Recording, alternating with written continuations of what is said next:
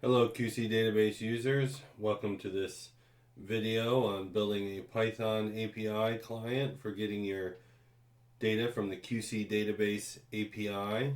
I hope this video helps you as you work on automating your workflows at your company. Python is very useful for generating reports and charts, and we'll get into charts a little bit after we connect to our API. So the first thing I've done is after installing Python and installing some of the libraries I need, which you can do using the pip installer, PIP. I'm going to open up this py file in my notepad.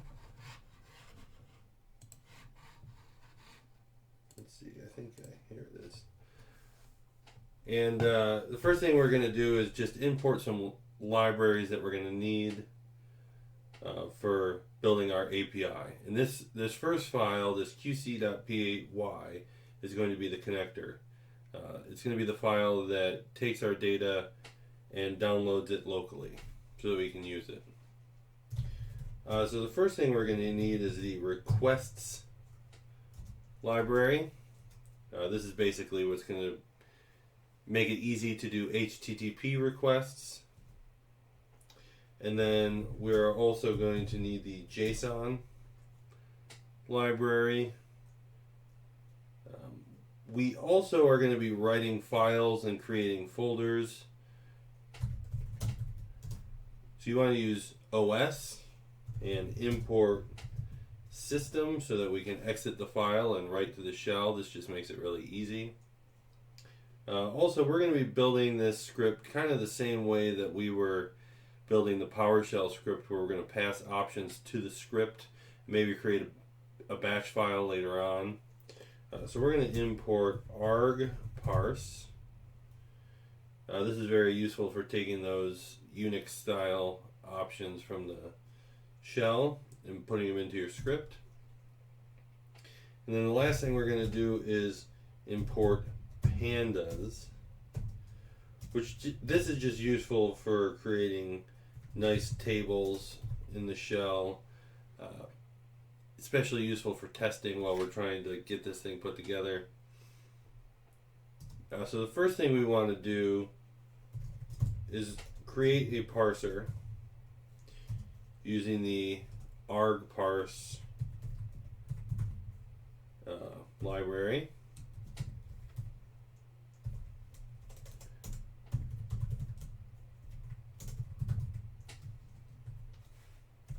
And then I'm just going to give it a description, which is one of the options. Let's just do QC database API Python client. And then also with the pandas library, it's going to shrink your tables, especially if you have a lot of data coming in from the API. So we're just going to do pandas set option. The option is display.max rows. We're going to set it to none, which is basically null, saying that we don't want a maximum number of rows. We don't want a maximum number of columns either. Also, let's do some things that are going to make this easy for us. Let's set the server equal to https://pqshome.com/app/API/. Another thing we could do is, we don't have a token yet, but let's just set this to none.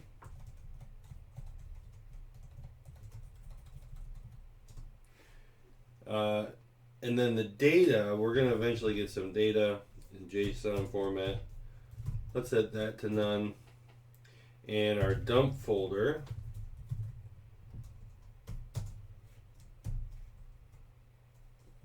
this is going to equal dump folder. Also, let's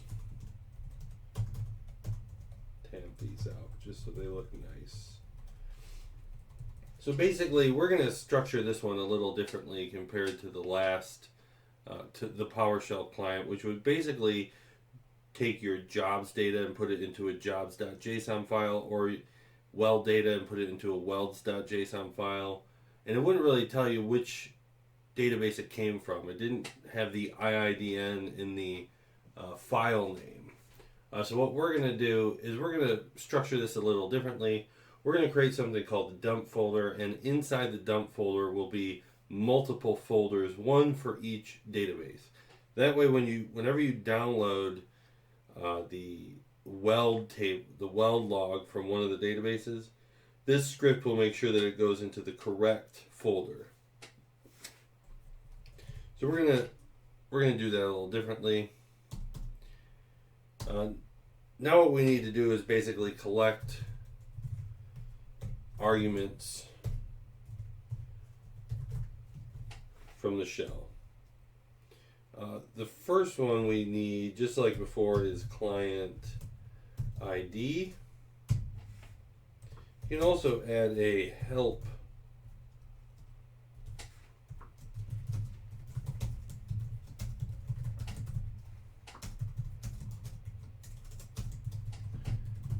to each of these arguments. Let's also add client secret. Next thing we want is the endpoint. Where are we trying to get data? This, of course, is required.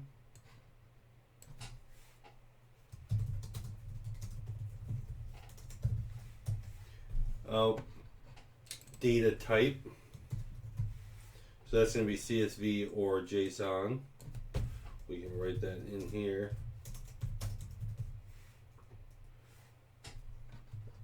We're also going to need an iidn, of course, which is the instance identification number. And we can also do progress, which we'll set this to 1 if we want to get progress data from the server.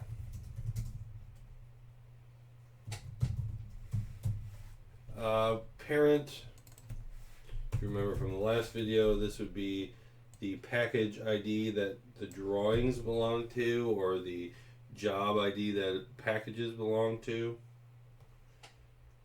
So this is going to be for child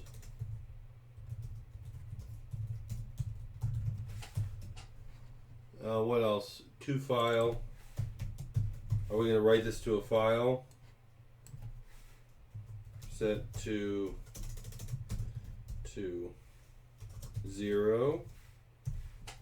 Output to shell. Or 1. Output to file. Also, let's add a note like this to the progress one too. No progress, or 1. Include progress data. So now that we've added these arguments, we've set them up. There's other arguments that you can pass to the add argument function. We are going to create something called args equals parser parse args. So now we have an actual dictionary of, or actually object, I don't think it's a dictionary, of all the arguments that we've pulled from the shell. And so now that we have this, we can work on authorization, or getting our token from the API server using the arguments.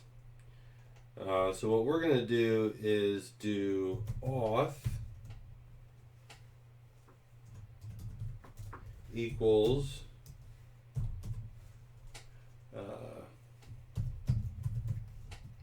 this will be a dictionary,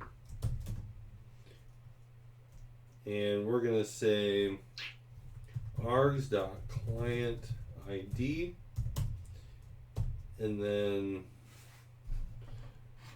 you know what, that's not right, is it? It's got to be no underscore, and then client secret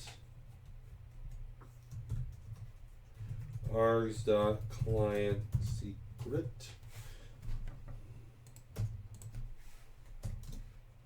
and then since this is a client credentials grant type, we can hard code this. This is required to get a response, otherwise access will be denied.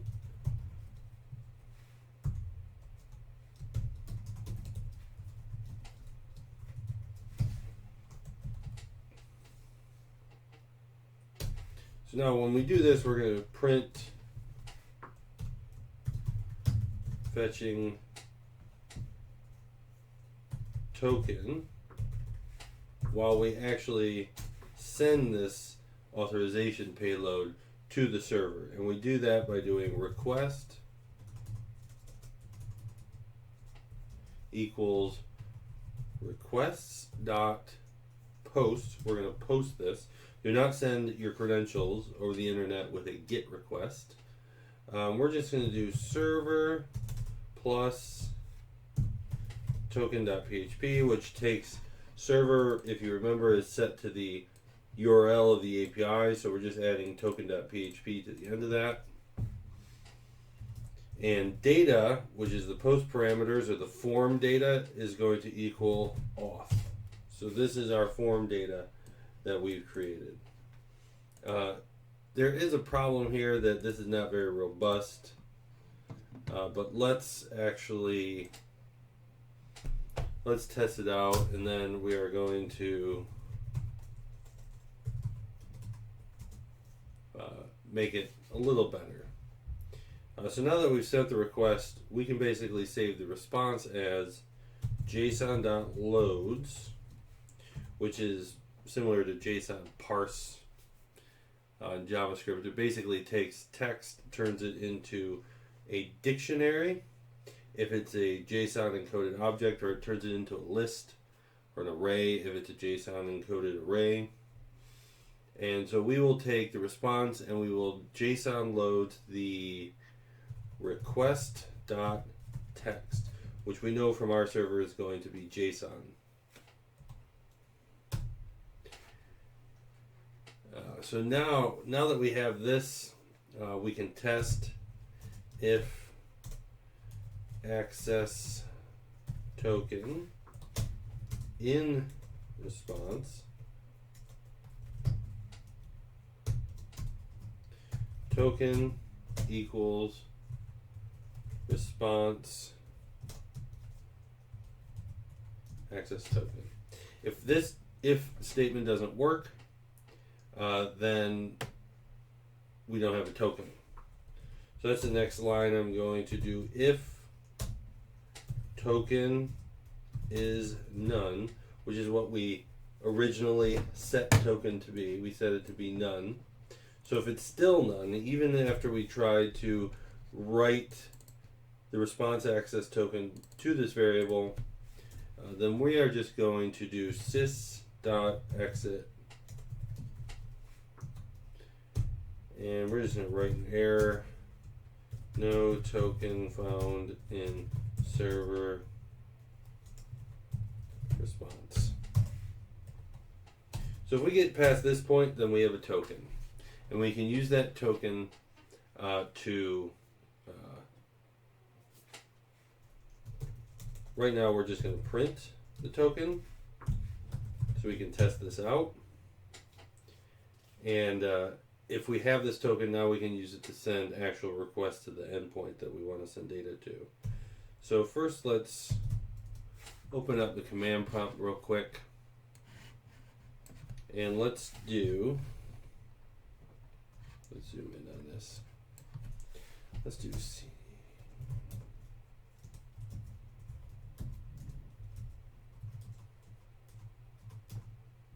Here we are. All right, so if we run a directory scan on here, you can see we have qc.py. So we're going to do qc.py client ID. That's our first argument that we need to pass. Now I'm going to go over here on another screen and copy my credentials. And then we're also going to do the same thing for client secret. I'm going to copy those credentials. And again, if you ever show your credentials to someone like I'm doing in this video, make sure you revoke them immediately when you're done. So when I'm done recording this video, I will be revoking these credentials.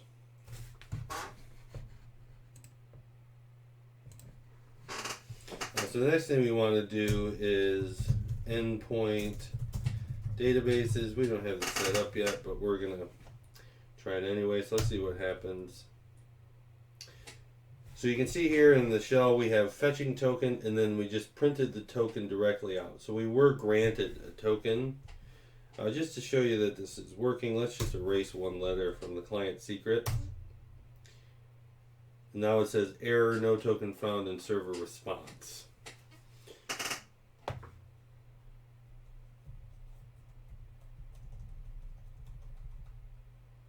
So let's make sure we correct this, so that we can save our, there we go, now we got our, we have that in our memory in the shell. So now instead of just print token, well, the first thing I think we should do is go back here where we pass args.clientID, because this is how you can get an actual fatal error. If I don't pass both of those arguments, like if I have a misspelling on one of the arguments,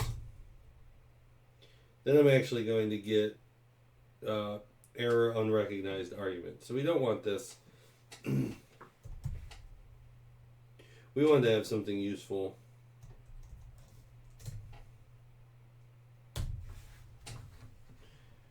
So let's make sure this is a little more robust. We're going to actually write client ID and client secret to variables.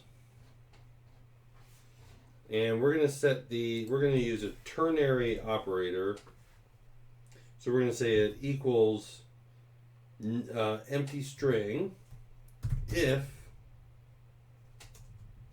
args.client ID is none, which is, it will be none if it wasn't passed by the user, else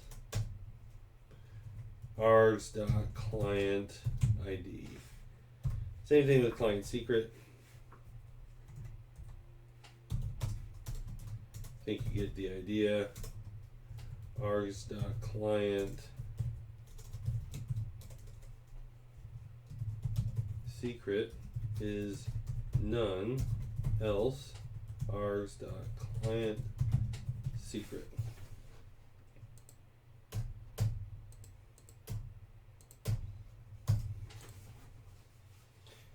And now let's take these variables that we created and put them right into our payload, our auth payload. And that should be a little more reliable. It's going to send this anyway. If you fail to pass one of these two arguments, it's still going to send the authorization. It's just going to fail because it's going to be set to an empty string. So that way, at least, the output's always going to be one or the other. It's either going to say error, no token found in server response, or it's going to have the actual token, which we're not going to print anymore. Now what we're going to do to actually collect the other options that the user is passing to this script. So first and foremost is the endpoint. We're going to do this again. We're going to use a ternary operator if, why don't we just copy this?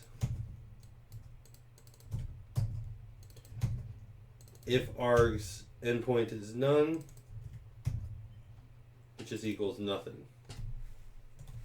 I'm going to set this to error just to be safe. And after I do that, I'm going to create something called the endpoint URL, which is going to concatenate these, which is server plus endpoint plus .php. So this is going to be the actual URL of the endpoint that we're querying. That way we don't have to query it or concatenate it later. Data type. So let's default this to JSON. That way, if they don't even pass the data type argument, we understand that they mean it to be JSON.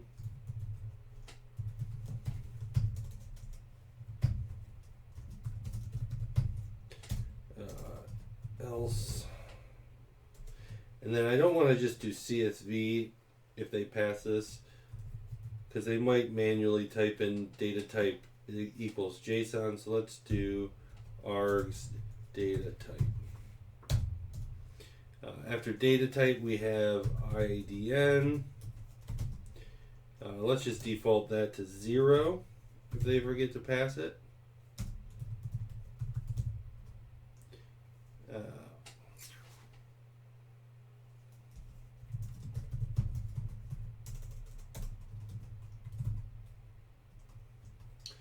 So let's do args.iidn. What else do we have? We have progress, parent, and then toFile. So we're just going to copy and paste these in here. There. So now we should have all our user options. And one other thing I'm going to do here, and this will make sense later when we actually get to writing files, is I'm going to manually set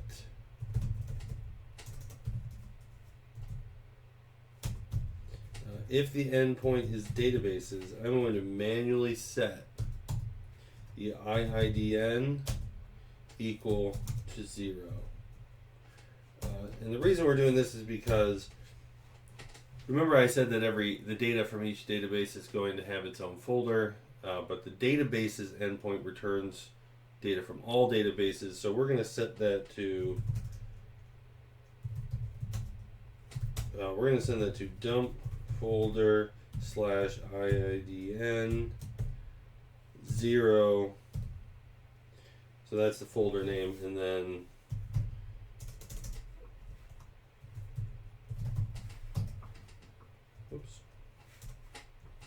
file name. So now we know if you're looking for the database's endpoint dump, if you're getting that report maybe daily, if you're scheduling it, if you're looking for that database's endpoint dump, look in the iidn 0 folder. It'll be at the top of the dump folder when you open that folder up, and you'll know that's where you can find it.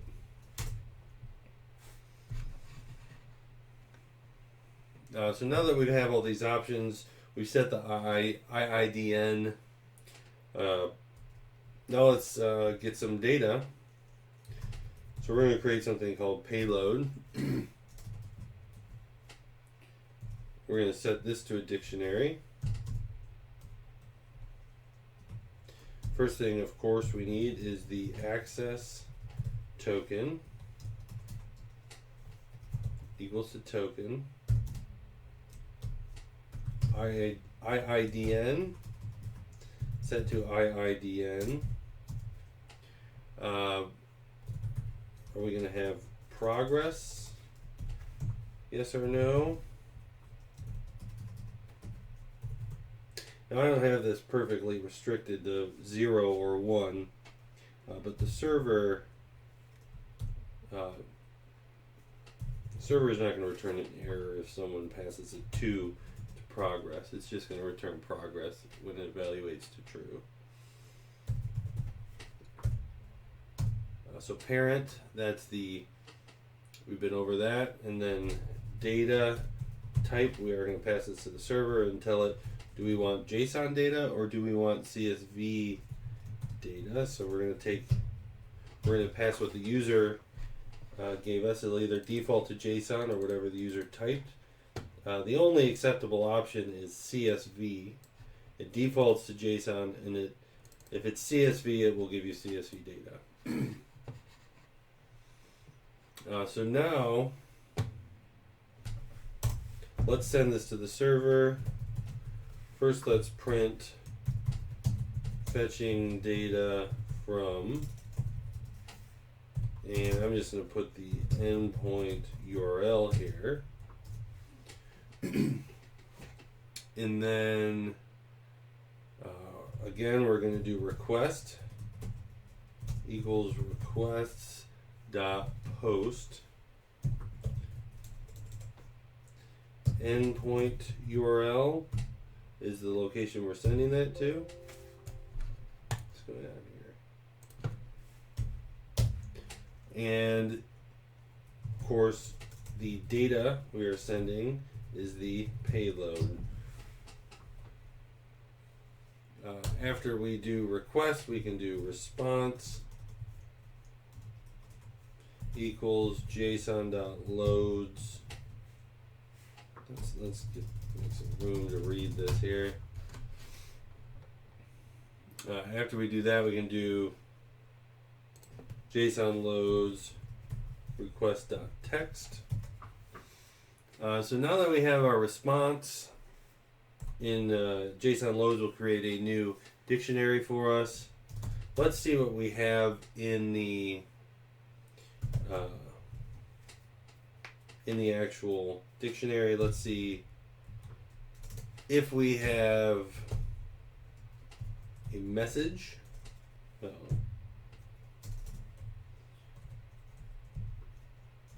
If we have a message in response, let's just print it.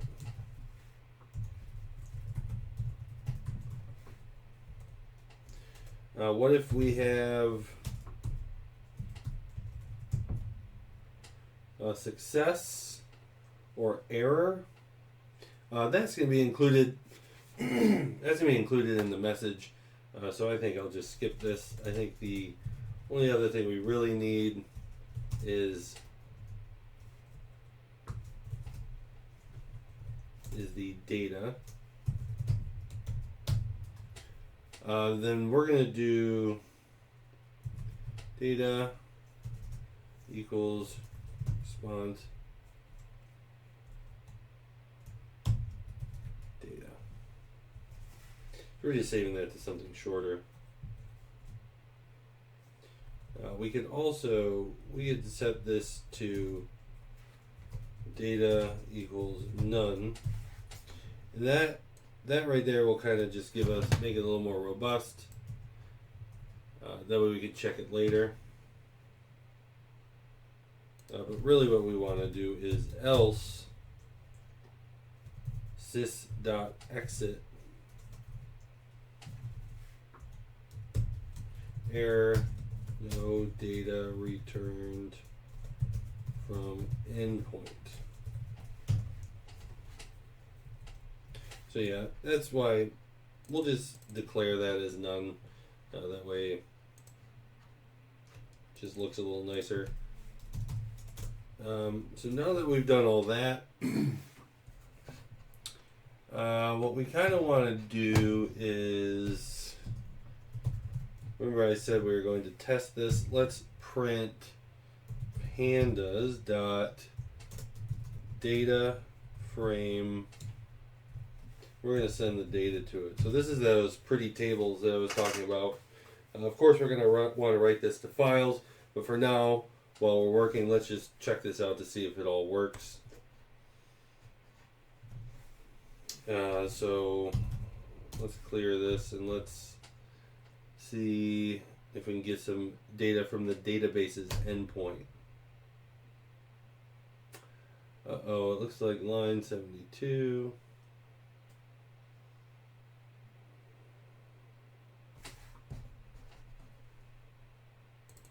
Oh, I cannot do that. I have to do brackets. Alright, let's try this one more time. Alright, so this is all those databases I have access to. So I'm going to clear this. So now we know that we're getting the data. Now we need to actually write it to a file. So let's do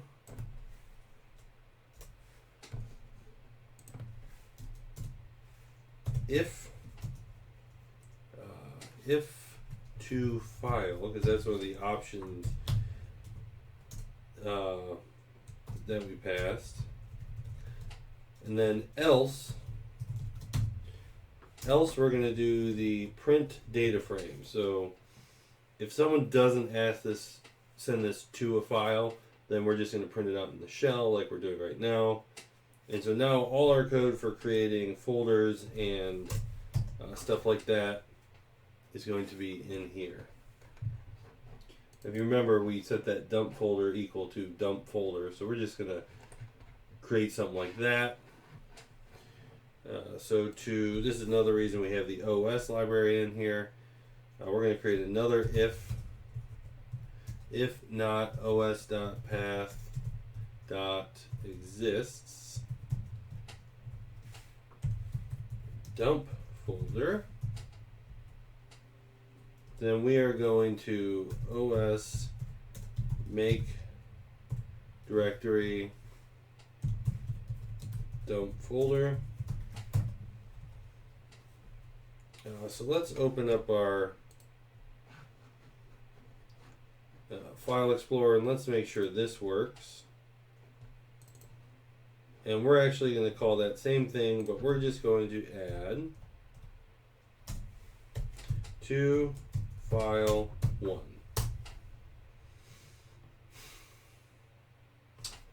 Um, 82. Okay, I don't have semicolon, that's a problem.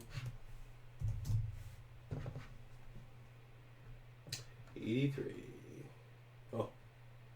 Okay, so that needs to be make directories S, or make, I don't know what that means, but it's make directory. I don't know why there's an S at the end, so we probably don't, no, we don't have one. Let's try it one more time. Let's see if we can create that dump folder. Alright, now we have a dump folder. So now, let's keep going. Let's create something called the DB folder or database folder. This is going to be the one that holds all the data from the database that you're working in. So it's going to keep everything separate. So this is going to be a little more organized than the PowerShell example that we went over. And this is going to be designed to separate every database. So let's go to, what are we doing? That DB folder, so this is going to be inside the dump folder. So we're going to create a /iidn underscore, and then we're actually going to pass the iidn. We can't just do that with an integer, so we are going to do string iidn.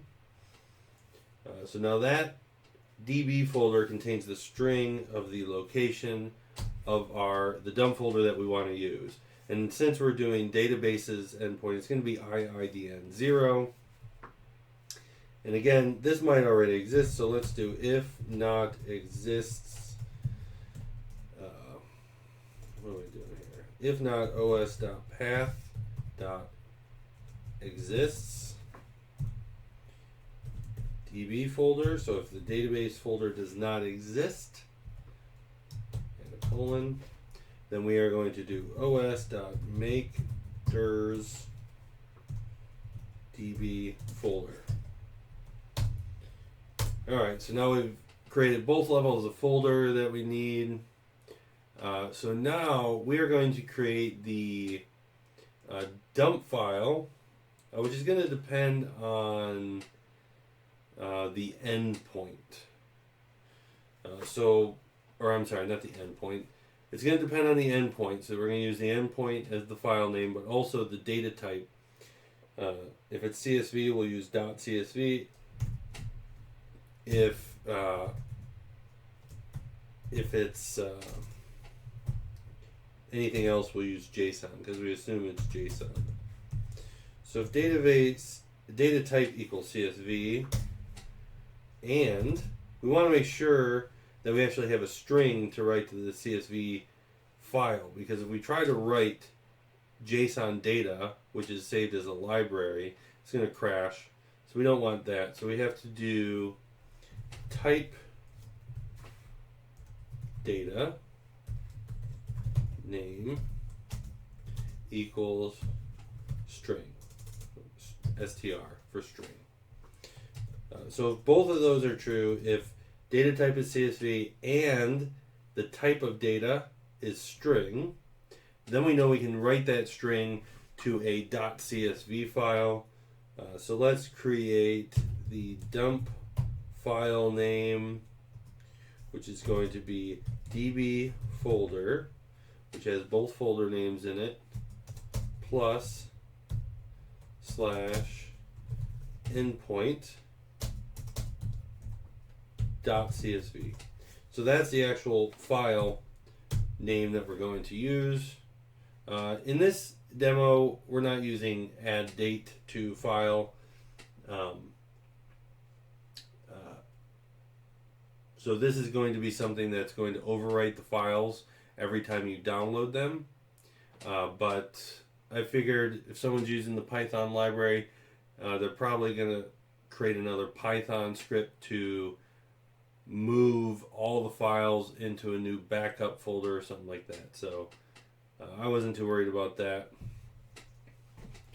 Another thing that's going to be a problem with CSV and Python, which I had to do a lot of Googling to figure out, is that the Windows line breaks that are sent in the CSV files are not interpreted properly by Python, or at least when it writes the CSV data to a text file, a .csv file, it adds double line breaks for some reason instead of just writing it as it was received from the server. So I don't know why it does that, but I Googled it. There's a trick. So we're going to replace the Windows line breaks with Unix line breaks. And for whatever reason, if we dump this now, it'll work as expected. Excel will still open it as a Excel file, etc. So basically what we have to do is replace escape R, escape N with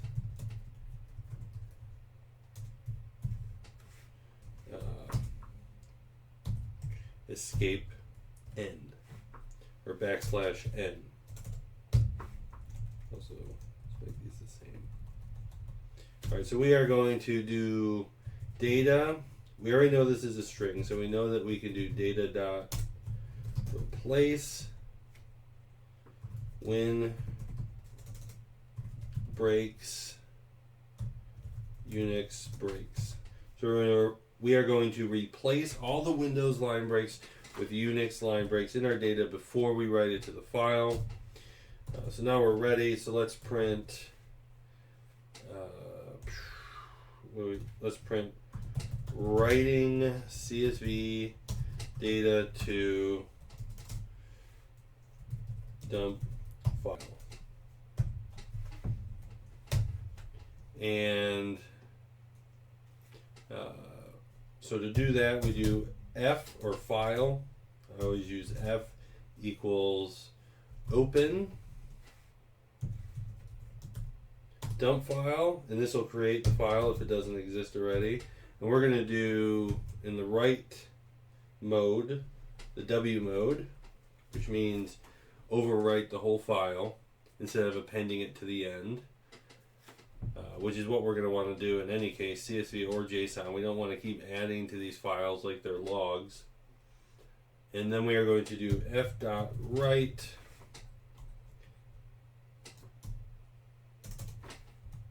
data. And that should be it for the CSV. And then if it's not CSV and it's JSON, we could do else. But what we're going to do is else if, because we want to make sure that now the CSV, the data should have been a string. After the JSON from the original server response was decoded, the data property should have been interpreted as a string. Even though it's CSV formatted, Python is just going to see it as a string. So if you get JSON data back in the data parameter of the response, then that whole set of data is going to be interpreted as data, not a string. So what we want to do is make sure type data dot name is equal to, also don't make this mistake, it's not a dictionary, it's a list, because while the whole response from the server would be interpreted as a dictionary, the actual data is an array, so that's gonna read it. The data type is going to be a list. So now this one's a little easier. Let's just do dump file equals. We can do that same thing as before. JSON as the file extension instead. And we're ready to print. So let's say writing JSON data to dump file. And again, f equals open dump file in write mode, f.write. And now again, we can't write. Like before, we would just put data in here as the argument. So now we have to do JSON.dumps data. So it's taking that actual list or array in Python, and JSON dumps will turn that into a string, which we are writing to the file. So now we have an if else if. So let's do an else just to capture any bugs. So let's just print error, no file created. So that should take care of everything in terms of writing files. One other thing, there is a scenario where someone requests CSV data but doesn't want to write it to a file. So that's what this if else statement is for. So we might have a scenario where they did not want to write it to a file, but they did request CSV. So if you try to print that out as a pandas data frame, that's not going to work. So let's just do if data type equals CSV. We'll just print the data right out. Else, we'll write it into a pandas data frame. That way we can just take care of that sort of rare circumstance. So that should be everything for our script, so let's try that out. So let's do the same thing. We'll do endpoint databases. We'll try the progress parameter or argument. None of these are switches. They're all set to be arguments, so make sure that you pass a 1 or a 0 if you're going to add it, because if you just add it with no arguments, it's going to fail.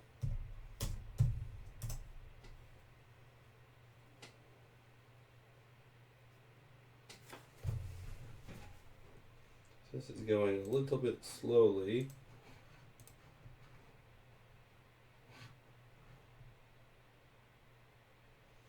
Oh, but it actually worked. So again, like I said before, because this is the databases endpoint, it's going to write it to the iidn 0 folder. So inside my dump folder, I have iidn 0, and I have my JSON file. You can see I have weld data, so it's included progress piping. So that could be maybe the first thing I do at the beginning of my scheduled task, is get that file, just, you know, for reference. And then, so the next thing we might want to do is get one level down, jobs, to file, yes, progress, 1, yes. Let's just try data type CSV, make sure that works. Uh-oh, access denied, iidn required, of course. Okay, so this is taking a little longer. So now it says I have iidn jobs CSV. Let's do the same thing, except we'll do JSON, make sure that works.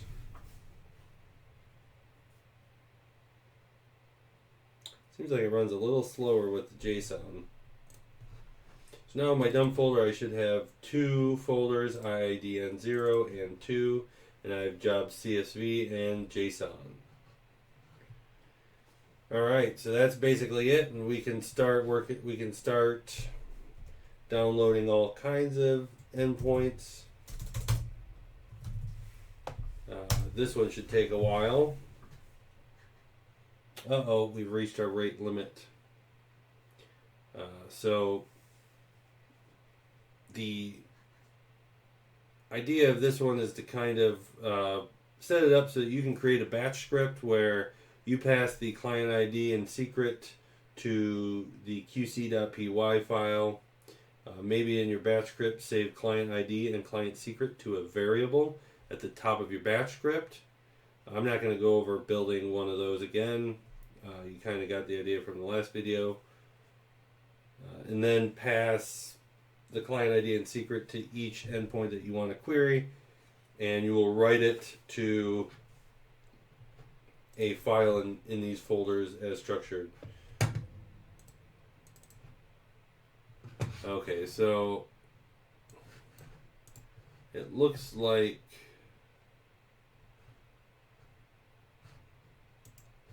how do I do this here?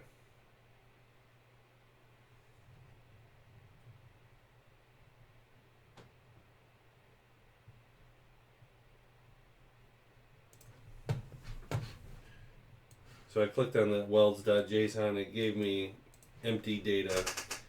So maybe we could do a check to make sure that it doesn't actually write to file if there's no data. That way we can avoid this sort of thing. I think our time has expired now. Let's try that again. Welds.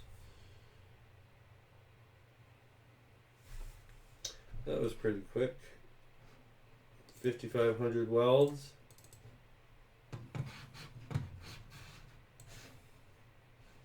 So it's a one-liner JSON file. I'm sure there's a way to prettify or beautify JSON with Python. We're not going to get into that right now either. So another thing you might want to do is, and this is what Python's very useful for, is creating charts for reports with this data. So it's not just This is one of the popular uses of Python to begin with, is to create charts using the matplotlib library. So let me pause this recording while I find something real quick. Alright, so the other thing we want to do, let's see, open containing folder. The other thing we want to do is have something for creating charts, and this is why we've structured the folders this way, is that we are going to create a little Python script for building charts, and it is going to know where to find the files based on how we've structured this data. So let's do new text document. Let's do qc chart.py.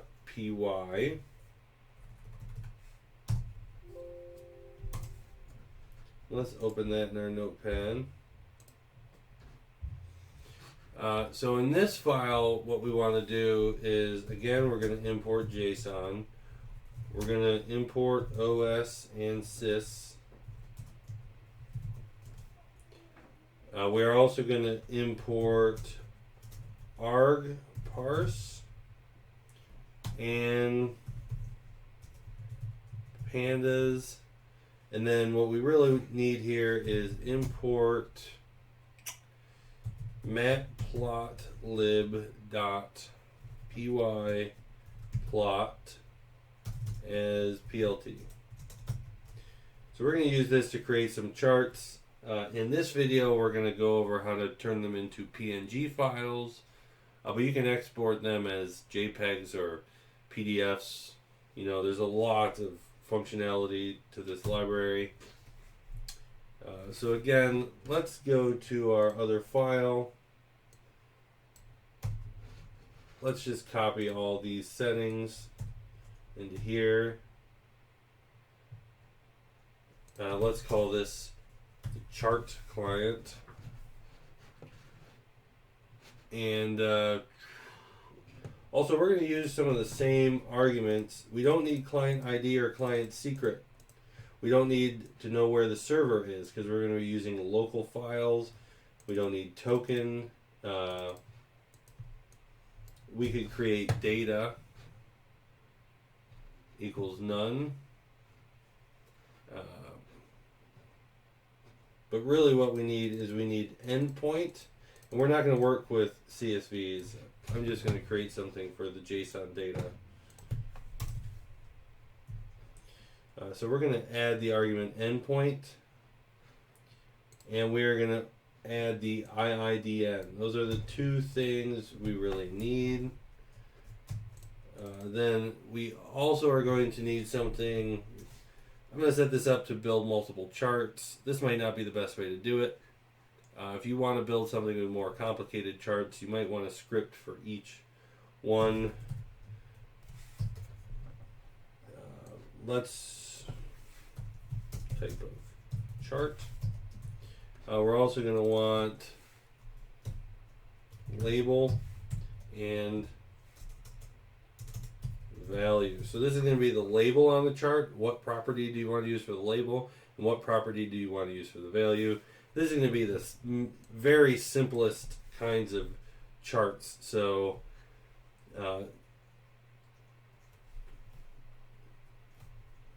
database response object property to be used as a chart label.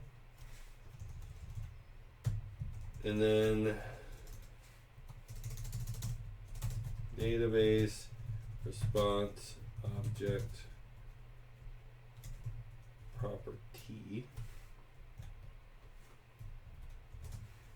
to be used as chart values. Alright, so after we do that, I think that's enough arguments. We can go ahead and do this line, args equals parser, parse args. Alright. And then, again, let's copy our code that takes our parsed arguments and saves them to a variable. So endpoint, we also want iidn.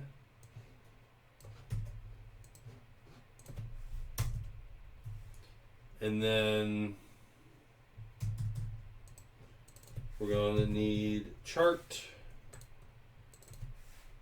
label, and value. So chart is we're gonna want this to be a string. Let's just default this to pie chart.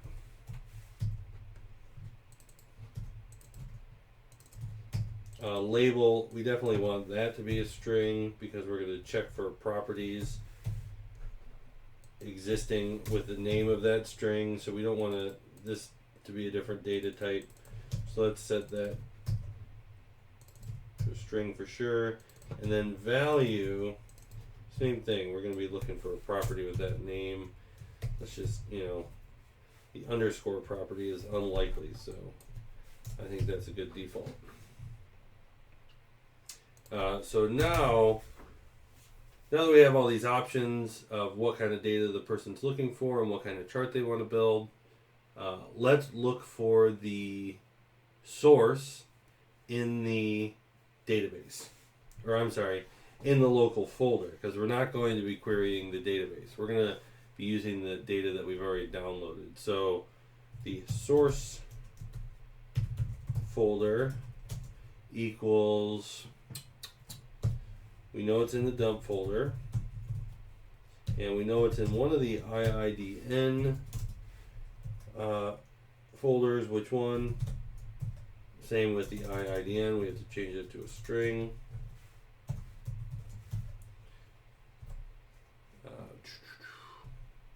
Let me see here.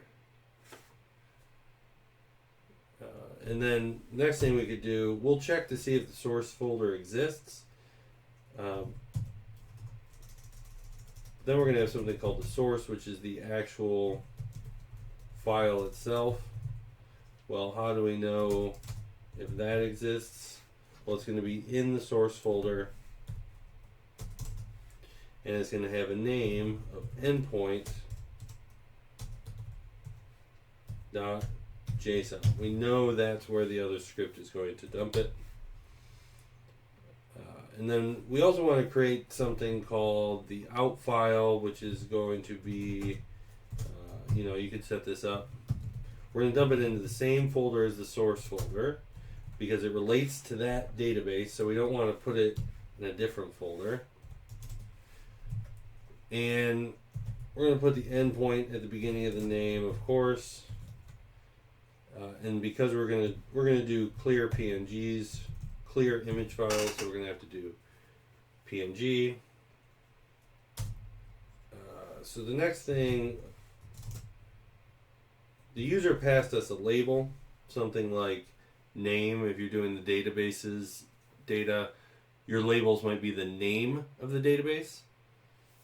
So if we want, we're going to take that and put it right into the name of the file, dash.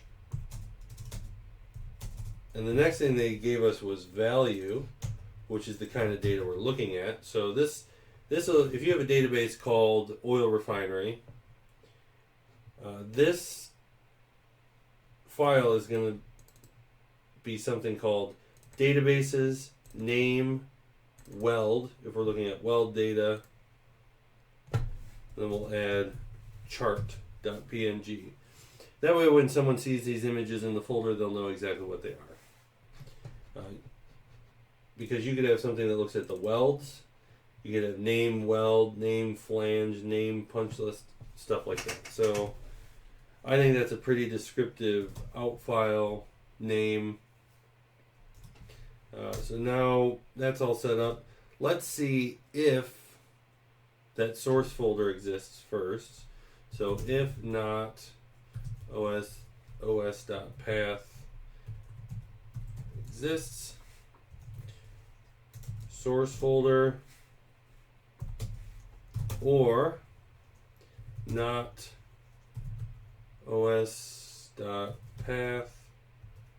is directory source folder. So if the source folder doesn't exist, in this case, we're not going to be creating folders because we're looking for the data in the source folder. So creating the folder that we didn't find serves no purpose. So we're just going to exit it and say error directory source folder does not exist. So now that we know, if we got past that system exit, then we know that the folder does exist. So let's see if the source file exists. So we'll do the same thing, os.path.exists source, or not os.path.isFile source.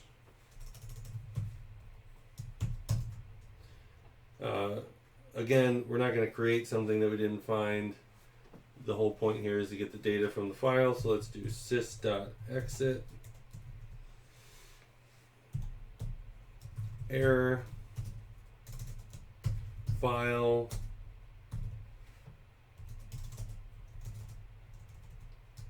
use double quotes around the name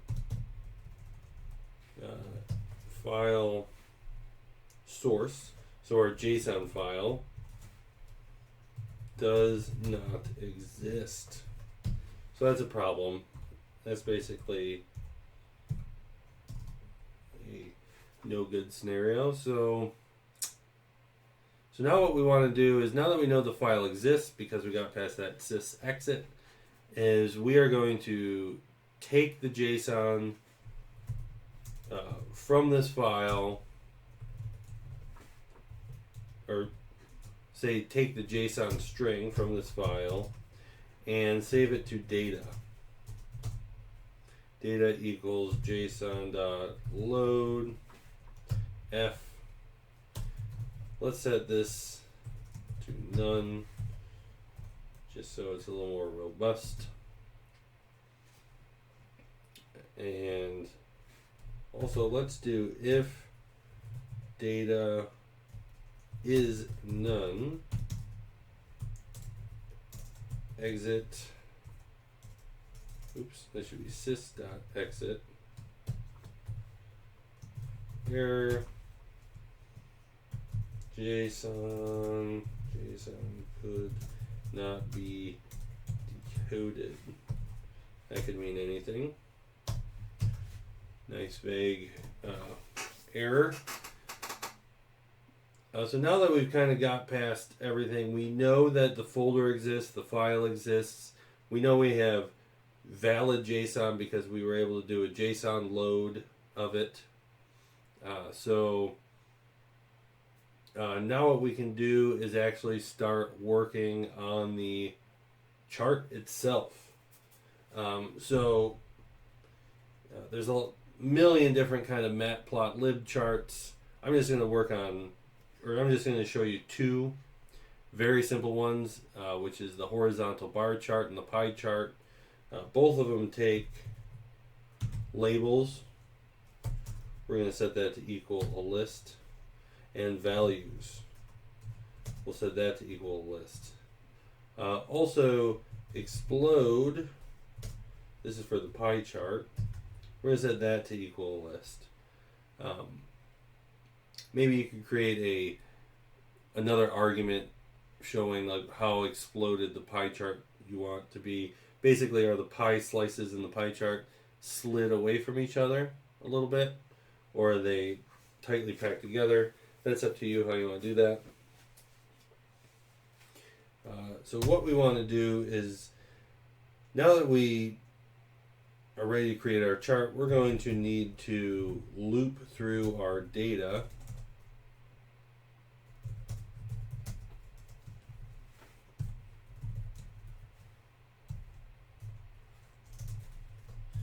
So we're basically going to do a for loop, and let's just save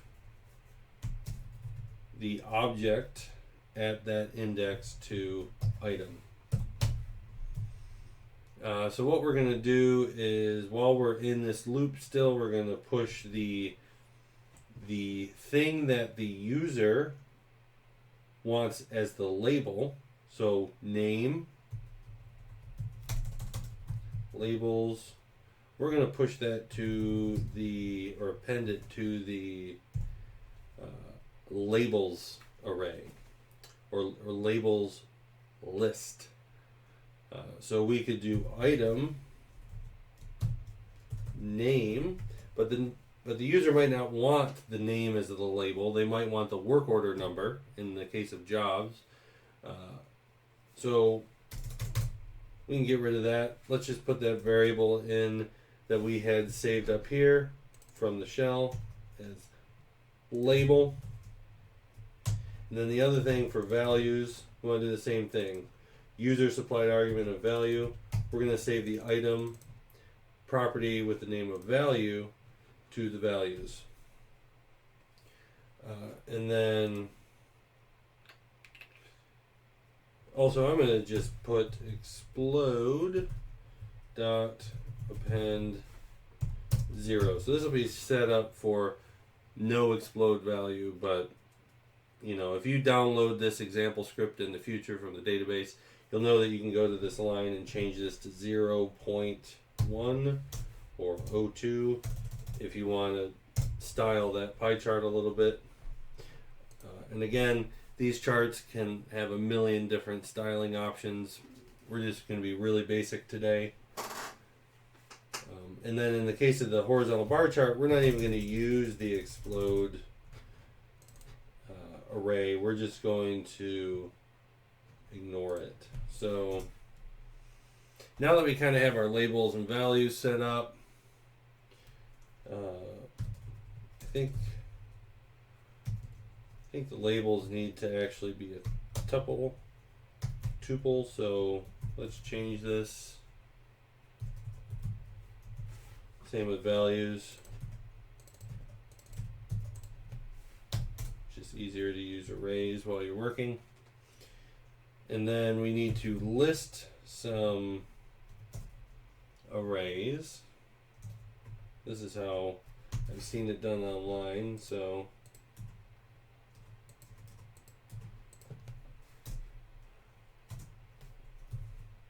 and then we have figure 1 and axis 1. We're only going to have one chart per figure. You can have multiple charts per figure. We're not going to do that. So feel free to modify that and add a pie chart and a horizontal bar chart to the same image if you like.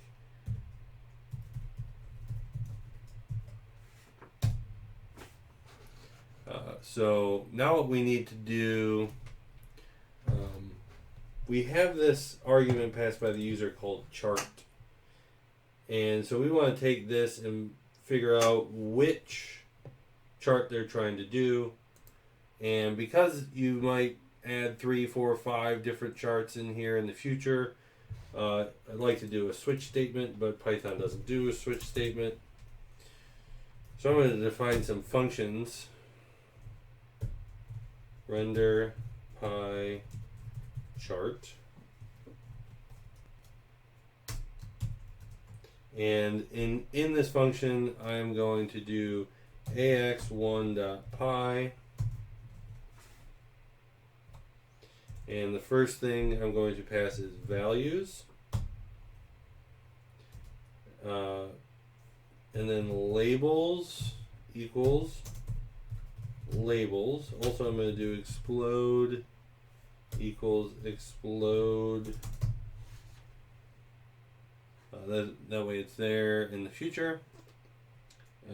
Also, I'm going to do auto percentage equals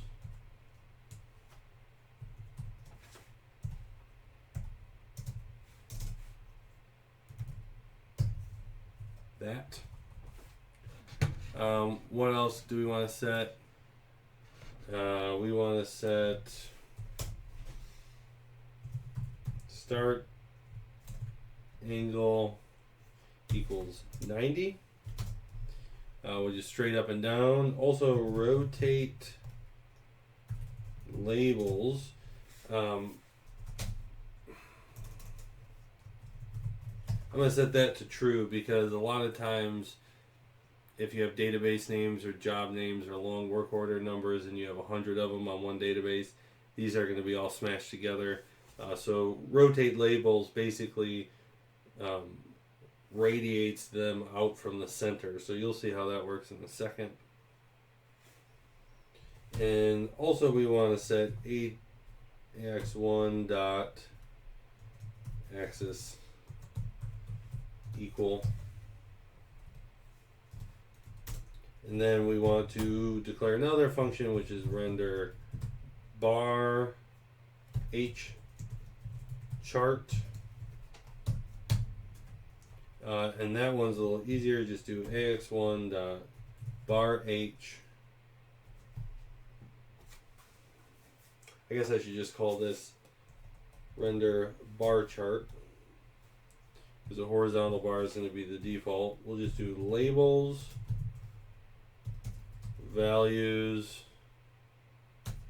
align equals center, and then height is to 0.8. And then so to sort of do a Python hack switch, I'm going to create a dictionary called charts equals a dictionary with the pi property, and it's going to be the function is going to be the value render pie chart. And then also if the user sends bar, then it's going to be the other function. So now we can sort of create a long, we can keep writing functions to create charts, very simple, very small functions because a lot of our code's up here. And then we can just add it to the dictionary of charts. So what we want to do is take that user input, and if it exists in charts, we want to call that function. So the way we do that is if chart in charts, then we will do charts. We'll call that property by its name, and then we will call it with the parentheses. And then also let's do else, not print. We'll do sys.exit, and it will basically just say error chart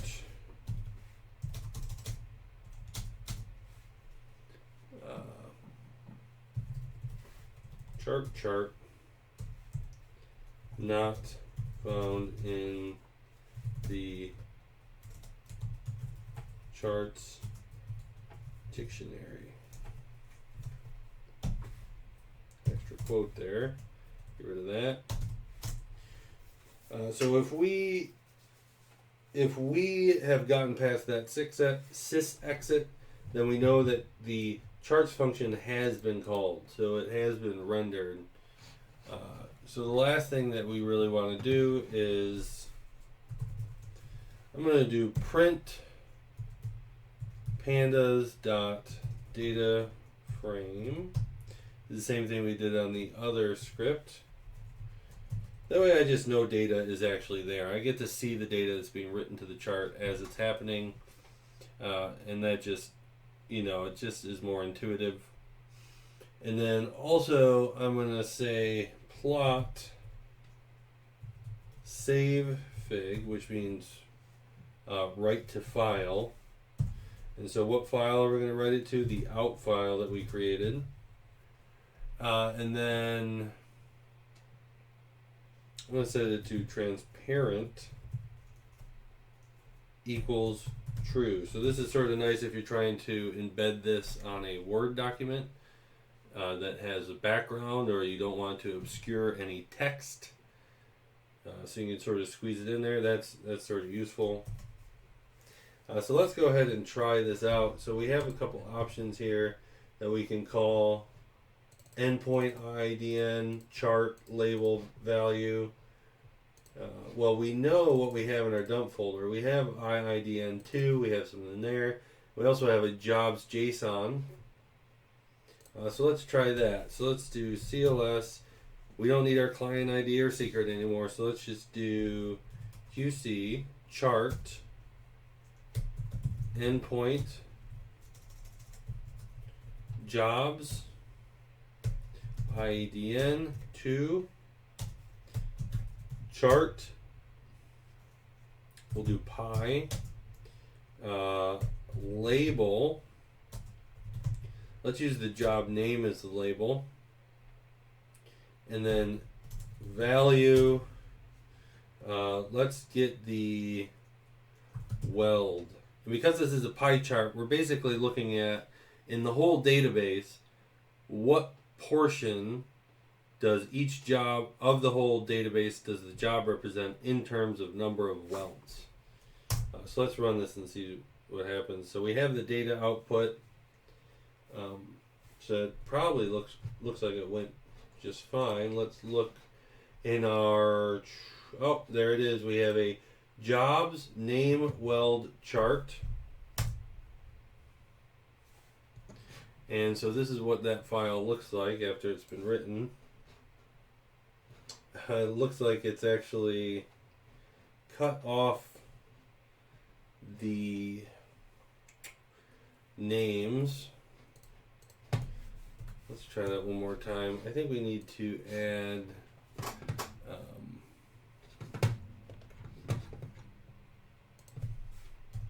we need to add one more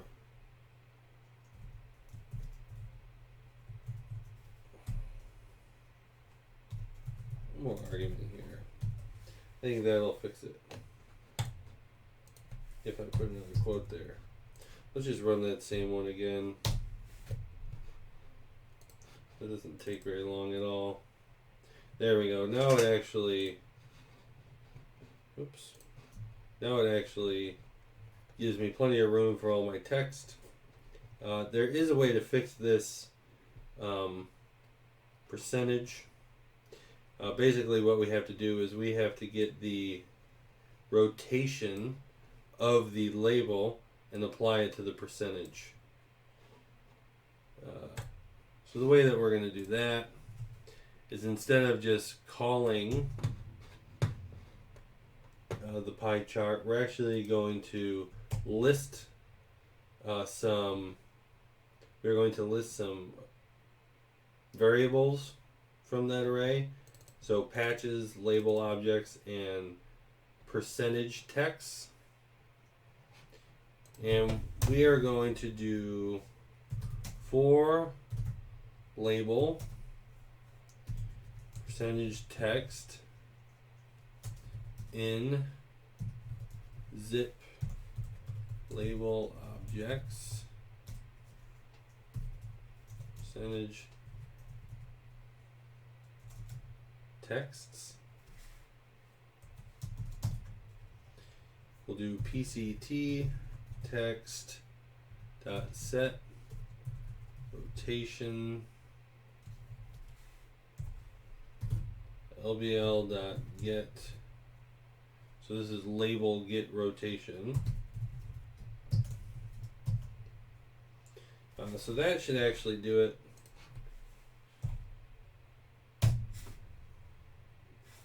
So let's try that again. There, now we have the actual percentages, and it's still a little tight in places, but I think that's the best we're going to do right now.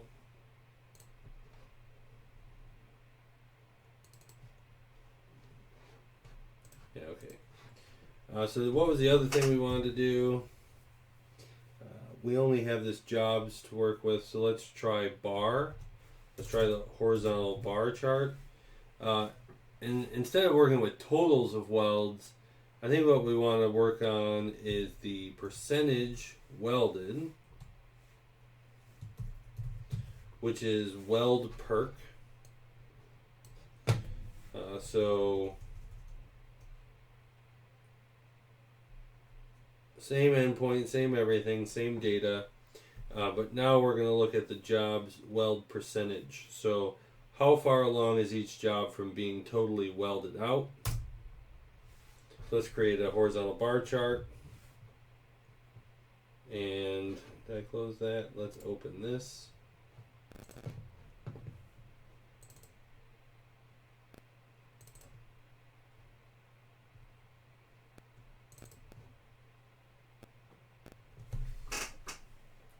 So that gives you a pretty good idea. I have 2 demo jobs with no welds, 0%. It looks like every job that I have is basically 100%. I have 3 jobs, less than that. And so that, I think that about does it for this video. You can go down the matplotlib rabbit hole forever. I think one more thing I'm going to do is in that out file, I think we were missing this. We need to have the chart type in the name of the file.